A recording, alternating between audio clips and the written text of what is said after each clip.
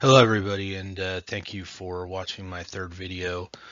These videos are really a series I'm putting together about the information that I collected reading and watching and listening and experimenting over the last year and a half or so. More to the point, there was a lot that I'd learned that was very different from what I had previously been taught or previously believed. And so I thought a lot of this information was really important to share to people, and I know not everybody has the time to listen to as many audiobooks as I do, or podcasts, or whatever. So, since there's a lot of overlap between the different sources as far as the material they cover, I thought, well, why not try and share them jointly with everybody in short videos that people can watch to give them some idea of the information out there and what worked for me. So today I'm talking about macronutrients. Macronutrients come up a lot if you're learning about ketogenic diet or primal diet, even the paleo diet, maybe Whole30. So if you're into that or you're curious about that, you're going to want to understand macronutrients, or what some people call the three amigos. The three amigos consist of fat, protein, and carbohydrates. So the vast majority of the calories that we consume come from these three substances. You may hear people say that these are the only places you get calories from, but I suppose technically that's not quite true, even though it's widely accepted.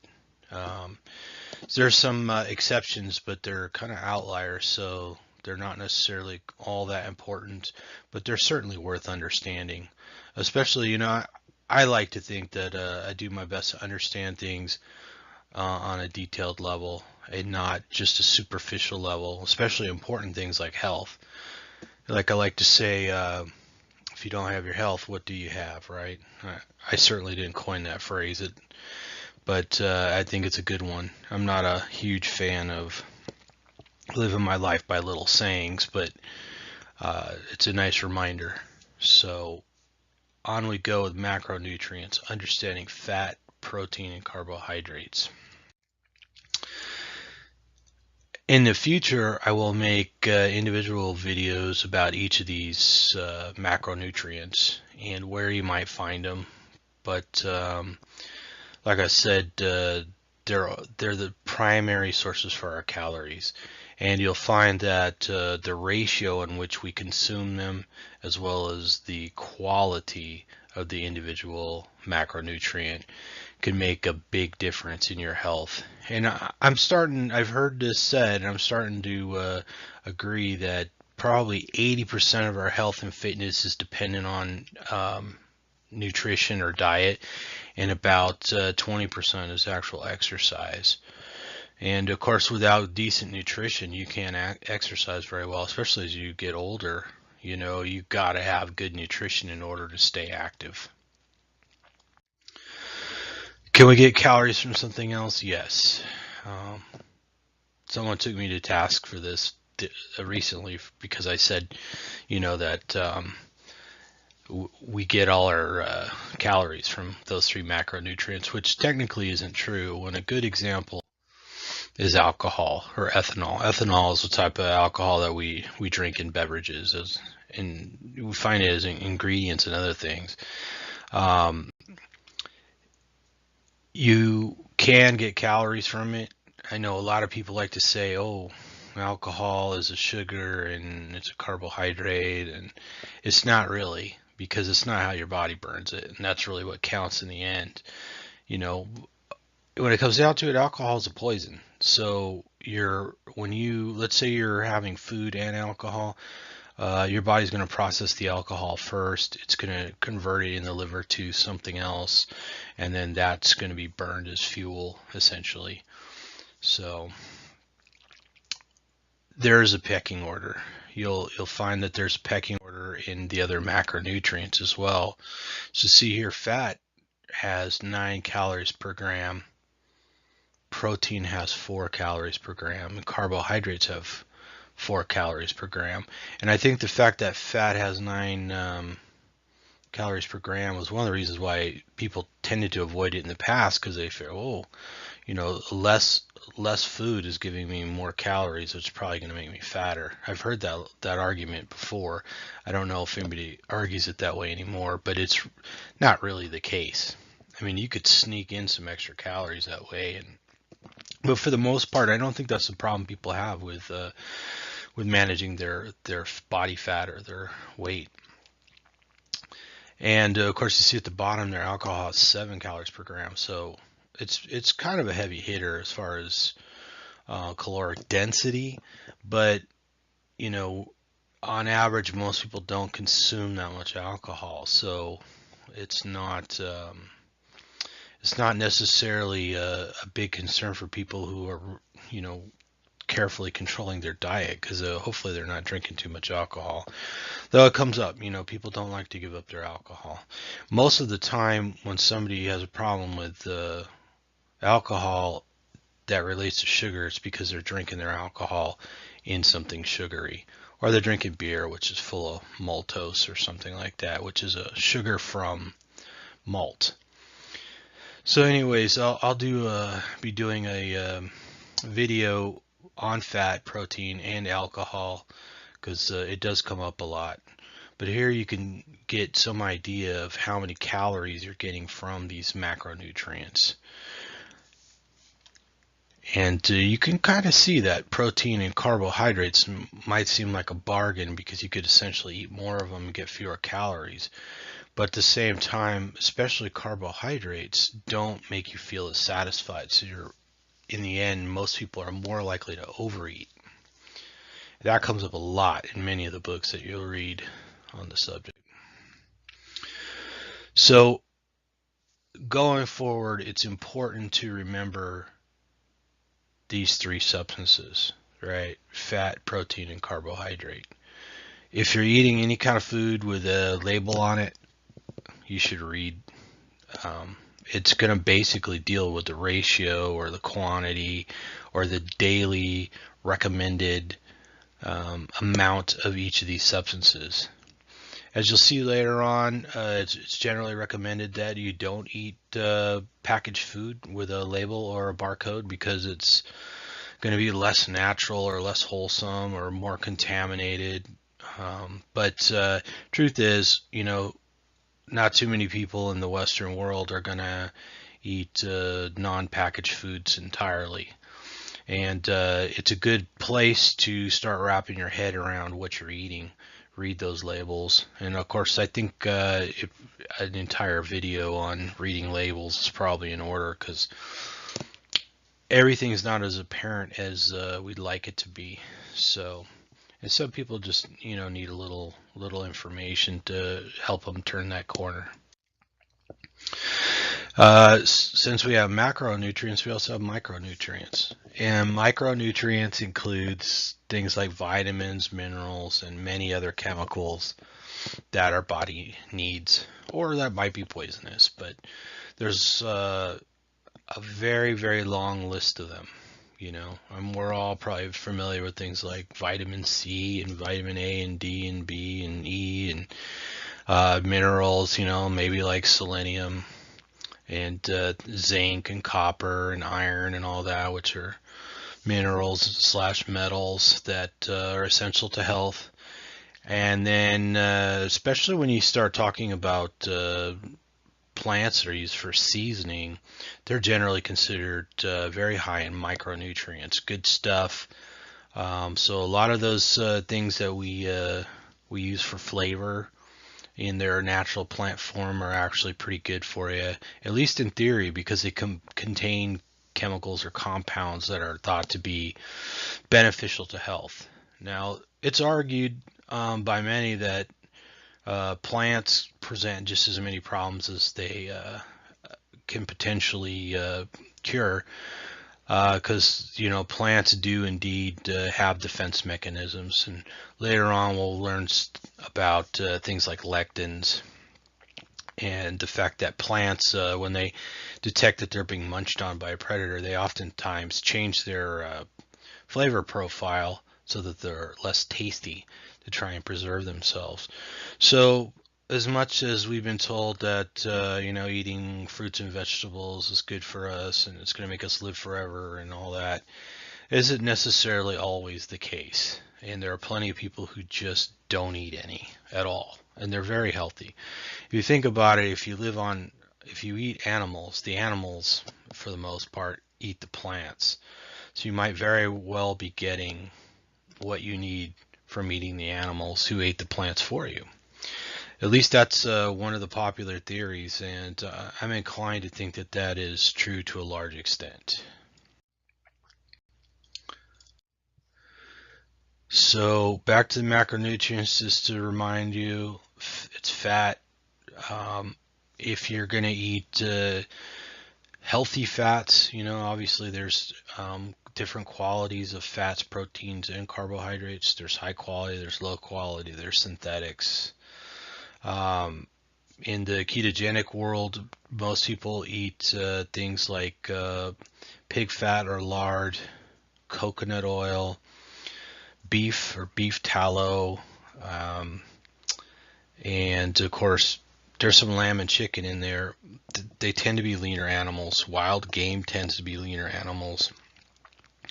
But one of the theories, or I don't know, do you call it a theory because we weren't there to witness it, but our ancient ancestors, referring to ancestral health, ate the animals. They ate the whole animal, as they say, from nose to tail, including the organs, which the organs themselves tend to be fattier. A lot of times the muscle, like, you go to the store and you buy a steak, it's essentially a big slab of muscle, a little bit of fat on it. Most of the fat's been cut away. But our ancient ancestors, even though the animals in general might have been leaner, they ate the organs. They ate the liver, the intestines, the kidneys, the pancreas, the whole shebang. They ate the whole thing, including the brain, which is, brains are usually 60% fat. The eyes, you'll hear stories about the fatty tissue behind the eye sockets and all kinds of craziness. And so even the bone marrow itself is kind of a fatty substance. So our ancient ancestors were cracking open the bones, particularly the long bones, and eating the marrow, or cooking the marrow out and eating it because they knew it was sustaining, along with all the connective tissue for the joints and everything. So that's a good reason to rethink fat, animal fat, and not be afraid of saturated fat, as they call it, or animal fat. High quality, especially if you can get grass-fed cows or pastured pork or chickens that don't eat just a grain diet. Hopefully get to free range and get a nice organic. Eat some worms and bugs and mice and stuff. Yeah, chickens eat anything. They're like goats. A lot of people liken them to dinosaurs. So, because they'll eat their young, they'll eat mice, they'll eat anything, scraps of meat, whatever they can eat. As much as they're good at eating grain, a really healthy chicken has a much more varied diet. So that applies to protein, although the fat profile in a pastured pig or a grass-fed cow is much better. It tends to affect the quality of protein a little bit less because it's the omega fatty acids in the fat that is actually ideal in the more natural animals. So something that we'll probably talk a lot about in the future. And then, okay, I hope this comes out okay. I seem to hit a little technical slag there when I switch to this new slide here on carbohydrates, so hopefully this doesn't come out too poorly. But anyways, carbohydrates. Many of the modern carbohydrates that we consume are not what our ancient ancestors consumed. And one of the things you probably find that almost everybody agrees on is not eating refined carbohydrates or highly refined carbohydrates. So that would be like white wheat flour, granulated sugar, high fructose corn syrup, stuff like that, even instant oats. These carbohydrates that have been, sort of modernized might very well be the reason why so many people are insulin resistant or have heart problems, diabetes, diabesity, the whole syndrome. That's one of the arguments for what some refer to as an extreme diet, like a ketogenic diet that's ultra low carbohydrate, is because of the amount of damage that's been done by consuming these refined carbohydrates over decades has, damaged the body or thrown it out of whack enough that you really have to dial back the carbohydrate consumption as a whole and give the body time to repair and correct everything that's gone awry after the long-term exposure. So carbohydrates aren't necessarily inherently bad, but there's a very strong argument, especially for people who've been overweight for a long time, like myself. One of the things I notice when I'm reading books and listening to podcasts, a lot of people describing this stuff were athletes. They're competitive athletes for decades, and then they run into a problem. And then they find out that they got to correct it by going on a primal or a paleo or a whole 30 or some diet like that that's not as restrictive as a ketogenic diet. But most of us weren't athletes, and much less competitive athletes. So I'm pretty sure that's one of the reasons why the more extreme diets tend to work for people who are in worse shape.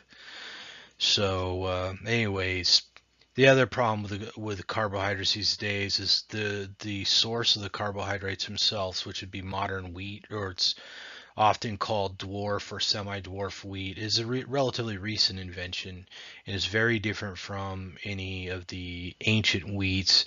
And it's certainly any grain that you can find that people have been eating for even the last 10,000 years did not come in that form originally. So if you take a look at what natural corn looked like, it's just a few seeds on a little stem. Or same thing with a carrot. Carrots were just kind of an off-white root that you really wouldn't know from any other plant root. They aren't the big, fat, yummy, orange-looking thing that we have now. So all those things have been changed over time. Even rice, I think the modern rice that we're used to seeing took some 30,000 years of crossbreeding to come up with a nice, ample sort of grain that it is today, or seed that it is today. Take some time and look at like what a prehistoric banana, carrot, apple, peach, all that stuff, where they came from. A lot of that fruit was like the size of a cherry at one time, and it had a big pit in the middle. So the availability of carbohydrates, especially concentrated sugars, were really rare. One of the few examples of a concentrated sugar that was available in ancient times was honey. And of course, you got to fight a swarm of bees to get it, so you probably didn't eat it that much. And on top of that, they were almost all seasonal. You couldn't just buy apples and bananas whenever you wanted to. Not only were they smaller and rarer, they were regional and they were seasonal. So there's a strong argument that things like carbohydrates you might want to just eat seasonally and in relatively small quantities. Berries tend to be the least offensive to metabolism. So if you like blueberries, blackberries, and stuff like that, they tend to have less of an impact on blood sugar, less of an impact on insulin. And as much as they've told us that we need to eat all these fruits and vegetables, you find out that fruit itself contains a sugar called fructose, or fructose, as some people. Depends on who you are. It depends on how you say it. But that sugar cannot be burned directly. It has to go to the liver to be turned. Usually, it's turned into glycogen or glucose. But if you already have plenty of sugar in your blood, your liver actually turns it into a triglyceride. And so then you got triglycerides floating around in your blood. So if you look at a lipid panel or a cholesterol test, as it were, you'll see triglycerides listed on there. And that's another thing most people agree on. High triglyceride numbers are very bad. The other numbers can be debated, but high triglycerides is a bad thing, and you can actually cause yourself to have high triglycerides by eating fruit.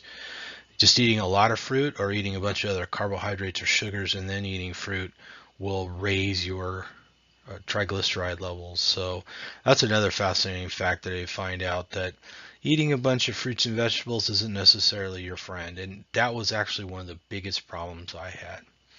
So anyways, this is the end of the third video. Thank you again for watching. Please hit the subscribe button and come back for more.